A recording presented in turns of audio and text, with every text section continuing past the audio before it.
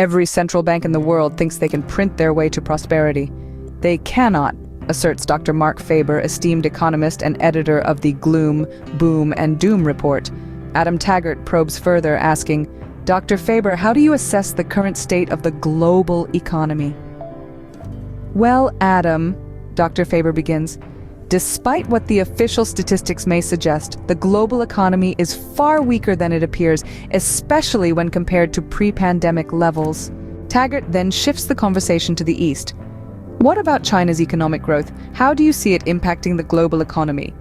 Dr. Faber's response is curt. China's economic growth is slowing significantly. This slowdown will have major implications for global commodity demand and prices.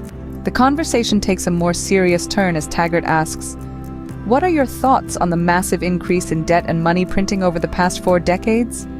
Dr. Faber replies, this is highly abnormal and unsustainable. It has created huge asset bubbles that will eventually deflate. Taggart nods. And what about the growing wealth inequality?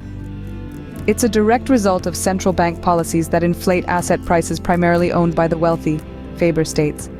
I foresee a period of asset price deflation across many sectors, similar to what's happening in U.S. commercial real estate. Taggart inquires, what societal challenges do you anticipate? Faber sighs, we're looking at issues around immigration, political polarization, and erosion of free speech in many Western countries. And the current financial and monetary system? Taggart probes.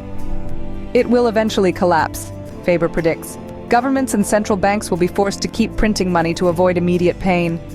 Scene script, Taggart asks, what would you advise people to do? Consider holding traditional safe haven assets like gold and shorter-term government bonds, Faber suggests. Above all, be adaptable. The world is likely to look very different in the coming years. And for investors? Taggart questions. Focus more on protecting against downside risks, Faber advises. Don't always assume assets will go up over time.